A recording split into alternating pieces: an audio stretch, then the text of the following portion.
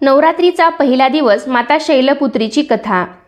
नवरात्रीचे 9 दिवस मातेच्या भक्ती आणि साधनेसाठी अत्यंत पवित्र मानले जातात।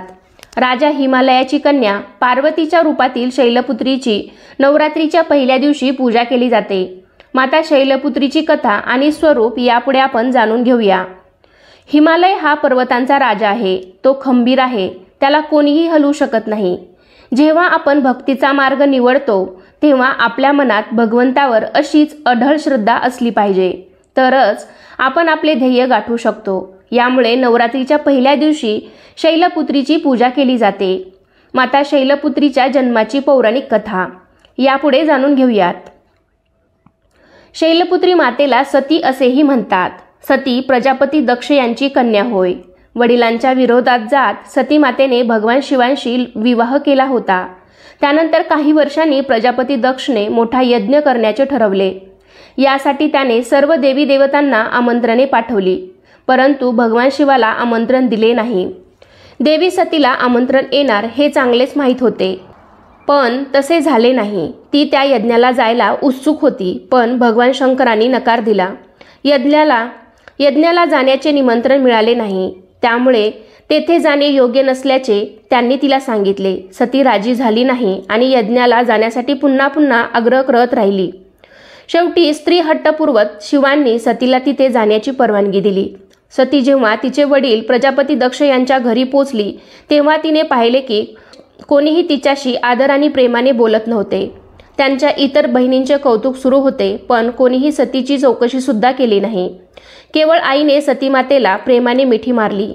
एवढंच नाही तर सतीच्या इतर बहिणींनी सतीच्या संसाराची थट्टा केली। तसेच सतीचा पती भगवान शिव यांचाही तिरस्कार केला। खुद्द राजा दक्ष यांनीही त्यांचा अपमान करण्याची संधी सोडली नाही। हे सगळे पाहून माता सती दुःखी झाल्या। त्यांना स्वतःचा आणि भगवान शंकरांचा अपमान सहन होत नव्हता। त्यामुळेच रागाच्या भरात सतीने त्याच यज्ञाच्या अग्नीत स्वतःला झोकून देऊन आपले प्राण अर्पण केले। भगवान शंकरांना हे कळताच ते दुःखी झाले। स्वतःच्या आणि क्रोधाच्या ज्वालात पेटलेल्या शिवाने त्या यज्ञाचा नाश केला। त्यानंतर माता सतीने पुन्हा हिमालयात जन्म घेतला। हिमालयात जन्म घेतल्याने तिचे नाव शैलपुत्री पडले।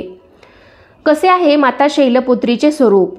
माता शैलपुत्री नंदीवर स्वार होऊन संपूर्ण हिमालयावर राज्य करत आहे। हा नंदी शिवाचे रूप आहे।